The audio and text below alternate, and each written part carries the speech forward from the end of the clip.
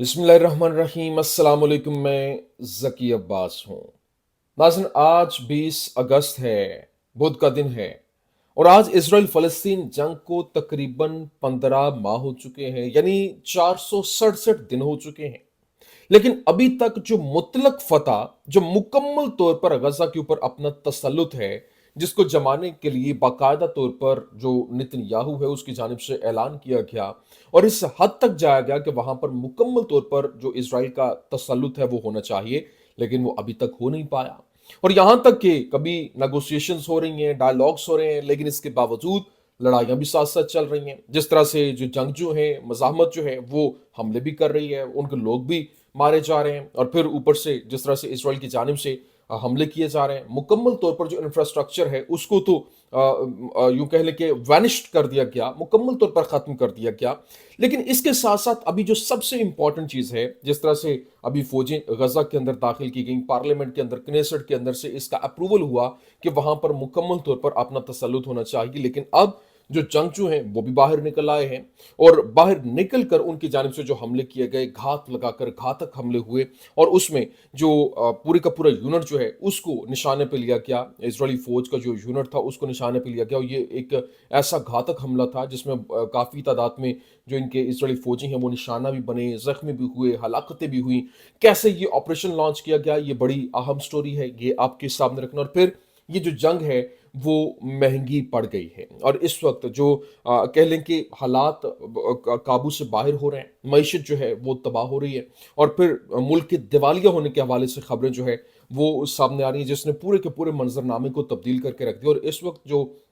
Israeli अवाम है वो सड़कों के ऊपर है, एहतजाज कर रही है, क्योंकि वहाँ जो एक इतनी बड़ी ताकत और मुआशी कुव्वत जो है वो होने के बावजूद अब किस कदर उनके लिए हालात उनके हाथ से बाहर जाते हुए दिखाई दे रहे हैं, ये भी बड़ी अहम स्टोरी है, ये भी आपके सामने रखना है। और फिर ईरान जो है उसने कर दिखाया है, क्योंकि इस वक्त जो ईरान और इसराइल के दरमियान दोबारा से जंग छिड़ने के खदशात और बाकायदा तौर पर तबले जंग बचने के हवाले से खबरें वो सामने आती दिखाई दे रही हैं। लेकिन अभी ईरान ने कर दिखाया है और अमरीकी फौजी अड्डा जो कि जंग सौर कॉरिडोर जो बनाया जा रहा था आर्मीनिया और आज़रबाईजान के दरमियान, जो एक डायलॉग हुआ और उनके साथ अग्रीमेंट होने के बाद 99 साला मुआहदा हुआ जिसमें अमेरिका अपनी फौजें वहां पर भेजने के लिए तैयार था। और अब जब ये सारे का सारा सिनेरियो बना है तो ईरान ने वो जो फौजी अड्डा, अमरीकी फौजी अड्डा बनना था, वो पहले बनने से पहले ही उसका कला कमा करके रख दिया है। कैसे ये पूरी की पूरी जो स्टोरी है, तारीखी कामयाबी जो है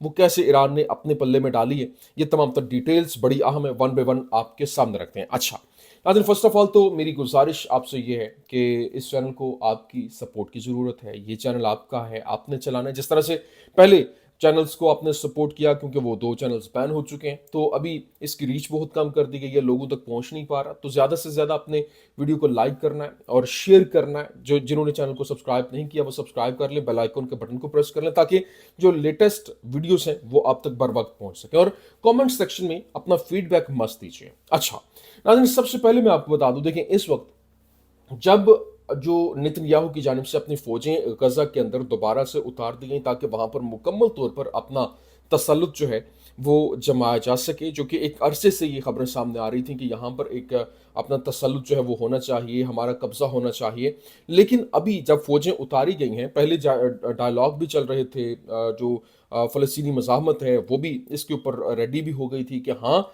अगर यहाँ पर जो है वो हमले नहीं होते और आप जंग बंद कर देते हैं, आप कॉरिडोर ओपन कर देते हैं और फिर यहाँ पर जो फ़लस्तीनियों की हुकूमत आ जाती है, जो इज़राइल की नहीं, लेकिन तो हम अपने हथियार जो है वो भी फ्रीज़ कर देंगे, हथियार जो है वो डालेंगे नहीं लेकिन फ्रीज़ कर देंगे, हथियारों की प्रोडक्शन हम बंद कर देंगे। लेकिन अब उसके बाद जब हमला वहाँ पर हुआ, फ़ौजें उतारी गई हैं, तो वो जंगजू जो हैं वो बाहर आ गए और फिर गज़ा के जनूबी इलाके रफ़ा में सिक्योरिटी का एक बड़ा वाक़या जो है वो पेश आया है और तकरीबन 15 جو फ़लस्तीनी जंगजू हैं, उन्होंने वहाँ पर सुरंगों से निकल कर उन्होंने हमला किया और वो बाहर निकल आए और करीब से एक जो आईडीएफ यूनिट है, उसके ऊपर उन्होंने घात लगाकर हमला किया। जब एक फ़ौजी वहाँ पर वो मुतअद्दिद उन्होंने फ़ौजी को पकड़ने के हवाले से कोशिशें भी की, लेकिन ये शदीद झड़पों में मुतअद्दिद इज़राइली फ़ौजी जो है वो टारगेट भी हुए, कई हलाकतें भी रिपोर्ट हुईं और फिर कई ज़ख्मी भी हुए। ये एक अहम तरीन स्टोरी थी जिसने पूरे के पूरे सिनेरियो को बदल के रख दिया। लेकिन यहाँ पर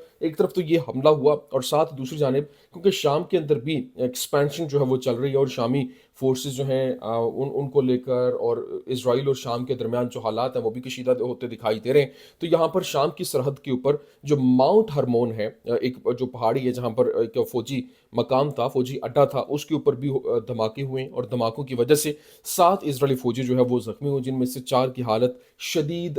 जख्मी और तशवीशनाक बताई जा रही है। लेकिन अभी इसराइल की जानिब से कनेसट ने सिक्योरिटी और फौजी इदारों के लिए $6 बिलियन से ज़्यादा की मंजूरी दी है और ये इकदाम जो है वो किस लिए किया जा रहा है, क्योंकि ईरान के साथ मुसलसल तनाज़ात और बढ़ती हुई कशीदगी के दरमियान ये फैसला जो है वो किया गया है। लेकिन अभी जो खबर सामने आई है जिसने पूरे के पूरे सिनेरियो को बदल के रख दिया है, क्योंकि इस वक्त देखें हालात बदल रहे हैं और मईशत को लेकर जो इस वक्त सबसे बड़ा झटका इसराइल को लगा। ब्लूमबर्ग ने रिपोर्ट किया, Israel's economy unexpectedly shrinks as Iran war takes toll. मतलब जो ईरान के साथ इसराइल की जंग हुई उसमें जो है वो सबसे ज़्यादा इनकी मईशत जो है वो श्रिंक हुई है, बहुत बड़ा नुकसान हुआ है। और ईरान ने ये उनको जो 12 दिन की जंग के अंदर ही पूरे के पूरे सिनेरियो को बदल के रख दिया। अभी ब्लूमबर्ग ने यह भी बताया कि pentagon ice $3.5 billion restock cost from Israel operations, जो इसराइल के साथ ऑपरेशंस हुए और इनको तकरीबन $3.5 बिलियन जो है उसका असलहा दोबारा से रीस्टॉक करना पड़ा है। उसकी रीज़न ये है कि एक तरफ तकरीबन $12 बिलियन से भी ज़्यादा जो है वो सिर्फ और सिर्फ 12 रोज़ा जंग के अंदर लगे हैं और 12 आप अंदाज़ा करें कि कितना बड़ा धचका है। और ये $3.5 बिलियन ये सिर्फ और सिर्फ वो है जो कि अमेरिका की जानिब से जो इनको थर्ड एयर डिफेंस सिस्टम जो है वो प्रोवाइड किया गया था और वो उसमें जो इंटरसेप्टर्स मिसाइल्स और फिर वो तो एक अरब डॉलर तक का एक बैटरी थी और 4 बैटरीज इनके पास थी और वो नाकारा हुई, तो एक बहुत बड़ा झटका तो यहाँ पर ही उनको लग गया। लेकिन उसके अलावा अभी दोबारा से वो रिस्टॉक करने की भी बात कर रहे हैं। $12 बिलियन मईशत के हवाले से कि इतनी ज़बरदस्त किस्म की श्रिंक हुई है कि वो अवाम एक तरफ सड़कों पे आई हुई है, वहाँ पर हालात कशीदा हैं, हालात को कंट्रोल करने की कोशिशें हो रही हैं और मईशत को संभालने की कोशिश हो रही है, लेकिन मईशत हाथ से निकलती हुई दिखाई दे रही है। दूसरी जानिब इस वक्त जो क्योंकि ईरान की जानिब से जो बाकायदा तौर पर ये कहा गया कि ईरान के डिप्टी जो कमांडर हैं, इसराइल सफर्ड मिसकैलकुलेशन इन 12 डे वॉर अगेंस्ट ईरान, तो मतलब अब वो जो इसराइल है वो सफ़र कर रहा है। क्यों? क्योंकि बाकायदा प्रेस टीवी ने कहा कि जो 12 दिन की जो ईरान के खिलाफ जंग थी उसमें ये मिस कैलकुलेशन हुई और उसकी वजह से उनको सफ़र भी करना पड़ा है। लेकिन अभी जो तेहरान टाइम्स ने रिपोर्ट किया, बताया कि Tehran in fighting escalates over moderates push for changes of course. मतलब अब जो उन्होंने एक पूरे के पूरे मंजरनामे को बदलते हुए अपनी ताकत को बहाल कर लिया और इतनी ताकत रखते हैं कि पिछले 12 रोज़ा जंग के बाद अब ईरान जो है वो बहुत तगड़ी पोजीशन के ऊपर है और किसी भी वक्त अगर ये हमला जो दोबारा से अगर जंग छिड़ती है तो पहले से बहुत बड़े पैमाने के ऊपर जो है वो हिट करेंगे, जिसके बाद मंजरनामा मुकम्मल तौर पर बदल जाएगा। आप अंदाज़ा करें कि वो तैयारी किस लेवल पे कर रहे हैं। ईरान जो है उन्होंने अपना जो पहला सैटेलाइट है वो भी लॉन्च कर दिया है और ये कॉन्स्टलेशन के नाम से उन्होंने मार्च तक जो है वो लॉन्च होने के हवाले से खबरें जो है वो सामने आ रही थी और कहा यह जा रहा है कि ये ऊपर जाएगा, फिजा में जाएगा और वहाँ पर कई सैटेलाइट इसके अंदर हैं। पहले इन्होंने रशिया के साथ मिलकर जो है वो एक कोसार के नाम से और हुदहुद के नाम से सैटेलाइट जो है वो स्पेस में भेजा था, लेकिन अब ये सोलो भेज रहे हैं ताकि मुकम्मल तौर पर जो ना यूरोप और ना ही अमेरिका इनका नेट जो है वो भी इन तक एक्सेस ना हो रही है, अपना नेट जो है वो लेने की कोशिश करें। चाइना के साथ मिलकर भी इन्होंने एक जो है वो सैटेलाइट के हवाले से सीक्रेट डील की। अब नेट जो है वो अगर नहीं होगा, जासूसी नहीं होगी, तो ये बड़े पैमाने के ऊपर जाकर अपने इंटरनेट के थ्रू और पूरी की पूरी सिनेरियो को अपने हक में बदलने की सलाहियत भी रखेंगे। लेकिन अभी जो एक इम्पॉर्टेंट चीज़ सामने आई और बाकायदा तौर पर जिस तरह से जो अमेरिका की जानिब से एक गेम की गई اور جو آرمینیا اور آذربائیجان کے درمیان انہوں نے ایک اگریمنٹ کروایا اور 99 سالہ معاہدہ ہوا، جس میں ایران کو دبوچنے کی کوشش تھی، فوجی اڈہ بنانے کے حوالے سے خبریں تھیں۔ اب وہاں پر گیم ہوئی ہے، اور کیونکہ زنگ زور کوریڈور جو ہے اس کے نام سے وہاں پر جو ایک کوریڈور بنانا تھا، وہاں پر امریکی افواج جو ہے ان کا بسیرا ہونا تھا، وہاں پر انہوں نے وہاں مکمل طور پر چارج سنبھالنا تھا، سیکیورٹی چارج، اور وہ ایران کی نگرانی کے حوالے سے تھا۔ اب جو ایرانی پریزیڈنٹ ہیں انہوں نے سارے کے سارے سیناریو کو بدل کے رکھ دیا، اور وہ آرمینیا کے صدر کے ساتھ انہوں نے جا کر ملاقات کی ہے، اور ان کے درمیان اسٹریٹجک سطح کے اوپر بڑے معاہدے ہوئے ہیں، اور یہ وہ جو تمام تر پلاننگ تھی وہ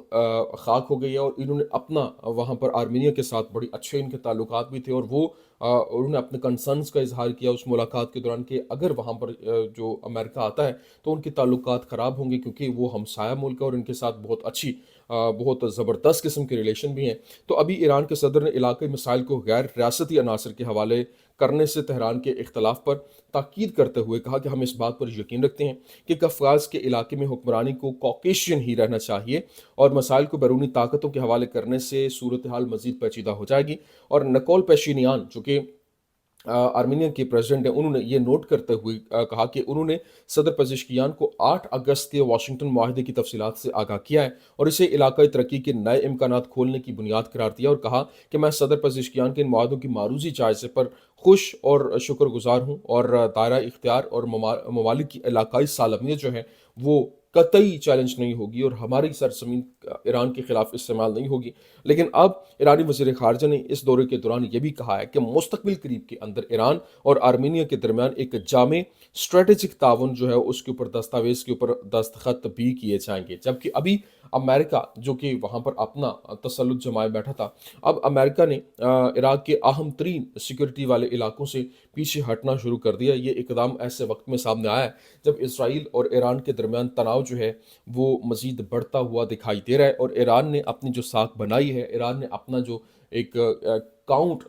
دیا ہے، اس نے پوری دنیا کو ورطۂ حیرت میں ڈال دی کہ کیسے پابندیوں کے باوجود وہ کھڑا ہوتا ہوا، سٹینڈ کرتا ہوا دکھائی دے رہا ہے، جس نے حالات کو مکمل طور پر پلٹ کے رکھ دیا۔ اور یہ جو ایک سینیریو تھا جو وہاں پر فوجیں اتارنے کی، ایران کو کیپچر کرنے کی، ایران کے خلاف سازش کرنے کی، ایران کے خلاف جو تمام تر ڈیٹا اور وہ سیکیور کرنے کی کوششیں تھیں، وہ الٹی جو ہے وہ گلے پڑ گئیں، اور وہ فوجی اڈہ بنانے کی جو تعمیر تھی اور پلاننگ جو تھی وہ مکمل طور پر تبردست ہو گئی ہے۔ یہ کچھ اہم ترین اپڈیٹس تھیں، میں نے کہا میں آپ کے سامنے رکھ دوں۔ امید کرتے ہیں ویڈیو آپ کو پسند آئی ہوگی، پسند آنے کی صورت میں لائک کیجیے، شیئر کیجیے، اور ہمارے چینل کو سبسکرائب کرنا مت بھولیے گا۔ شکریہ۔